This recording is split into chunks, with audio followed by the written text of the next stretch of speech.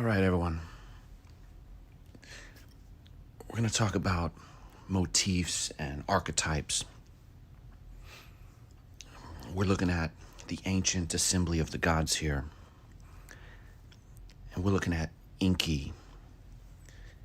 And he's got those two rivers flowing from him.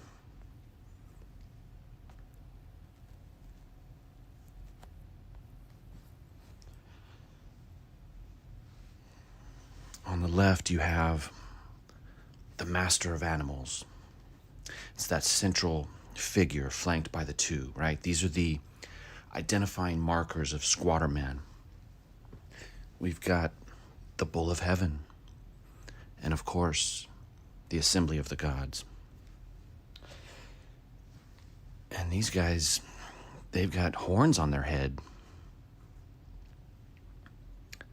Just like the devil, of course, has horns.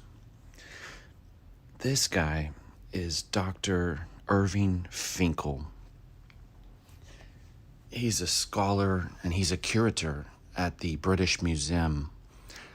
Super cool, very smart. This guy's awesome. He looks like a wizard.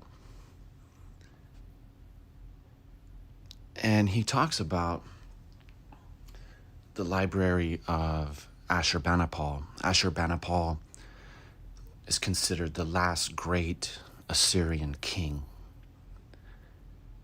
And he was on a mission to put together this epic library of documents, tablets in cuneiform and other languages. Now, he's named Ashurbanipal for a reason. I mean, Ashur is a Google search for Ashur God. This is the same type of iconography you get when you look up the Zoroastrian gods, or rather God.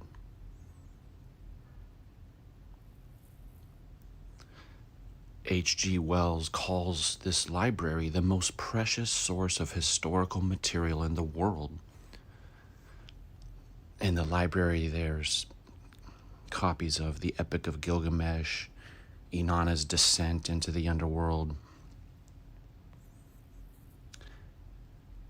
And Dr. Finkel, he's talking about the first ghosts and these tablets, these ancient clay tablets that reference ghosts and how to get rid of them.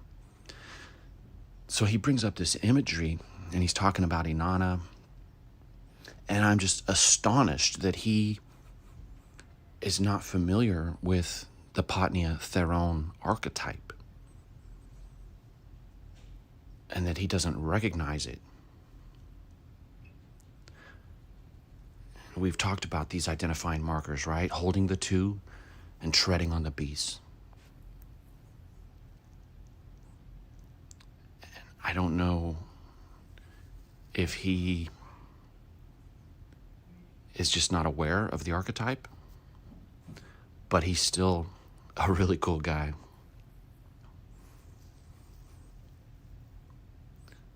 And so the scholars will tell us they have no idea where this archetype comes from. This is one of the books I've been reading, Gods of the Cataclysm. It talks about the sky gods in the north and the child of the sky. A trident-carrying bull image. There's all these myths of a child or a man stepping out of the sun. And so I believe this comes from the squatter man emanating not from the sun, but from the assembly of the gods.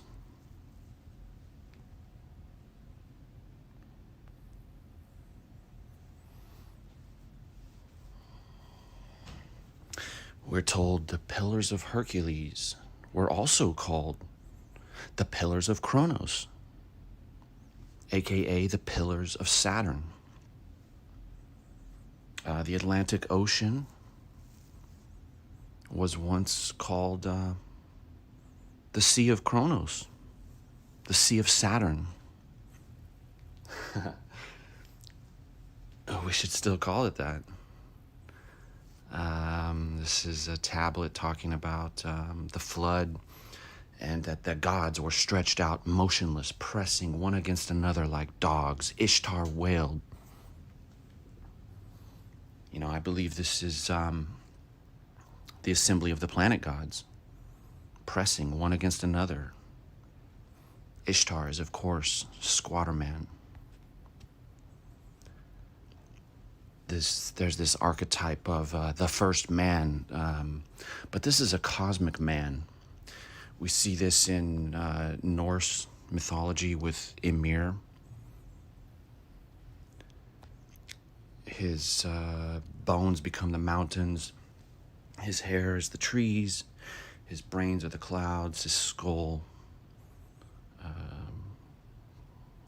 forms the heavens. And of course, we have the bull of heaven in the picture here. Ymir drinks the milk of the bull of heaven. This is that cosmic mountain that I talk about, that the Squatter Man emerges from. I see this archetype in the Zoroastrian Gaiomart. Lived for 3,000 years. And of course, we have the primeval ox, the bull of heaven, in the picture. And this is Gaiomard holding the two and treading on the beast.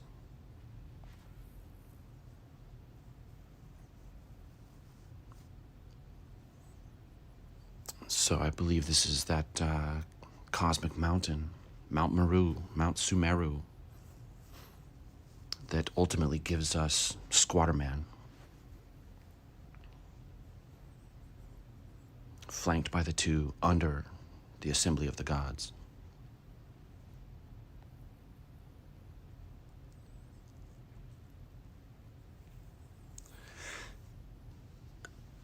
Back to Ashurbanipal. It's really interesting because he talks about,